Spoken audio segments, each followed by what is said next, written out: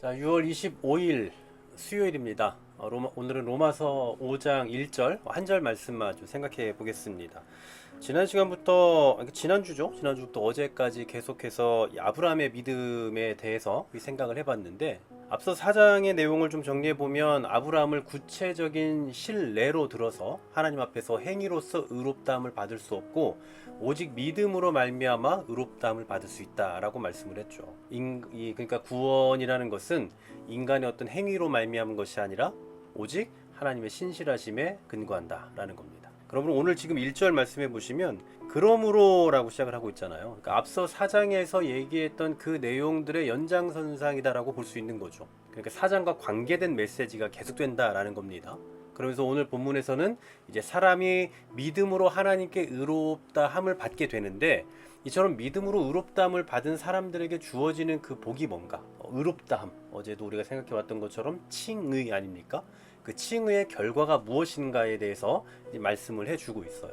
그 중에서도 오늘 이 한 절 말씀을 좀 보게 된 이유는 오늘 본문에서 말하고 있는 게 화평이거든요. 이 화평의 의미를 좀 더 생각해 볼까 싶어서 그렇습니다. 사도 바울은 첫 번째로 우리가 의롭다함을 받음으로 인해 누릴 수 있는 그 복 중에 하나가 바로 하나님과 화평 관계에 있게 된다라는 것을 말해요. 자, 우리가 믿음으로 의롭다 하심을 받았으니라고 말하잖아요. 이것을 원어로 보면은 과거 시제입니다. 그러니까 법정적인 선언을 말하고 있어요. 단번에 이루어진 일. 예수님께서 죽으심으로 그리고 부활하심으로 단번에 이루어졌다라는 것을 보여주고 있죠. 그러면서 뒷부분은 이제 현재 시제예요. 예수 그리스도로 말미암아 하나님과 화평을 누리자. 이건 현재 시제입니다.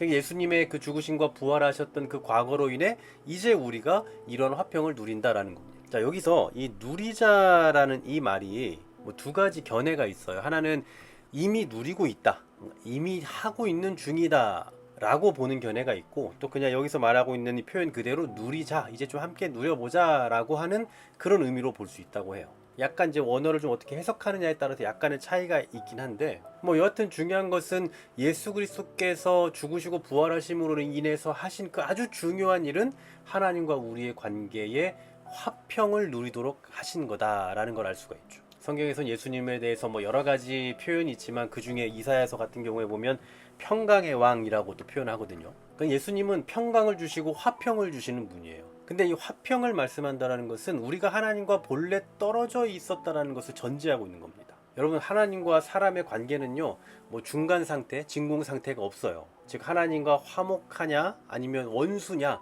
그 둘 중에 하나인 거지 중간지대가 없다고. 그러므로 여러분, 이 두 가지 중에 하나를 선택해야 된다면, 피조물에게 선택권이 주어진다면 뭘 선택해야 됩니까? 뭐 두말할 필요가 없는 거죠.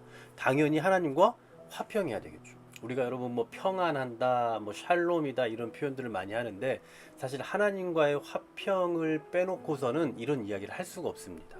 평화, 샬롬, 이 모든 것은 하나님과의 화평에서부터 출발하는 거예요. 그러므로 하나님과의 화평을 누리는 문제는요, 이건 뭐 선택의 문제가 아닙니다. 2차적인 문제가 아니고 가장 중요한 1차적인 문제예요. 복음이 우리에게 가장 먼저 요구하고 있는 게 뭐냐면 하나님과의 관계에 있어서 화평을 누리는 겁니다. 우리가 하나님의 존전에 나아가서 하나님과 화평을 누리기 전에는 그 어떤 것도 기대할 수가 없잖아요. 여러분, 우리가 어떤 자격으로 기도를 하고 어떤 자격으로 예배를 하며 종교적인 행위를 합니까?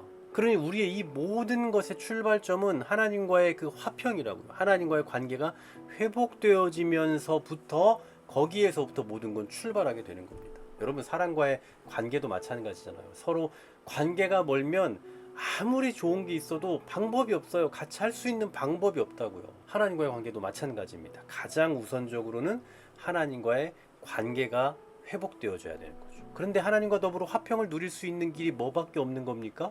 계속 살펴보지만 예수 그리스도밖에 없는 거예요. 앞서 우리가 어제 생각해봤던 대로 또 오늘도 의롭다 하심을 말하고 있지만, 이렇게 칭의가 아니고서는 하나님과 더불어 화평할 길이 없단 말입니다. 그런데 이게 누구 때문에, 무엇으로만 가능하다고요? 바로 예수 그리스도로 말미암아, 주 예수 그리스도로 말미암아 하나님과 화평을 누리자. 그렇기 때문에 우리가 하나님과 화평 관계를 누리는 것은 우리의 행위에 근거하는 게 절대 아닙니다. 오직 예수 그리스도의 은혜에 근거하고 있을 뿐입니다. 예수님을 빼놓고서는 도무지 하나님과의 화평을 말할 수 없어요. 세상에서는 뭐 하늘이 감동을 한다, 뭐 이런 표현들을 하지만 하늘이 왜 감동합니까? 우리와 원수인데 감동할 일 있습니까? 여러분, 원수가 하는 일을 보고 감동할 일 있습니까? 아주 중범죄자가 어떤 뭘 했다고 해서 그게 사람들의 마음을 막 감동을 줍니까? 그런 거 아니잖아요. 그러므로 우리에게는 하나님과의 화평이 가장 우선적으로 필요한데, 그 화평을 누리게 하시는 분은 바로 예수 그리스도 한 분뿐이다라는 사실. 죄인인 인간이 의로우신 하나님께 나아가서 화평을 누릴 수 있는 길, 오직 예수 그리스도 뿐입니다. 다시 한번 이 사실을 분명히 하시고 또 명확히 확신하며 나아가실 수 있으면 참 좋겠습니다. 다른 거 그 어떤 것도 우리를 구원에 이르게 할 수가 없습니다. 오직 예수 뿐입니다. 기도하겠습니다.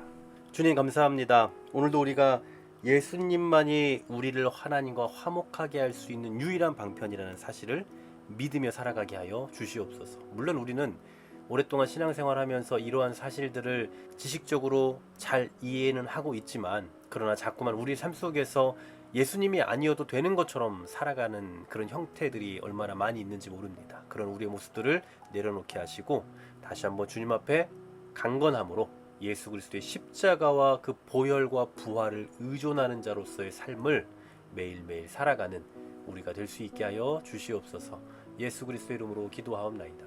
아멘.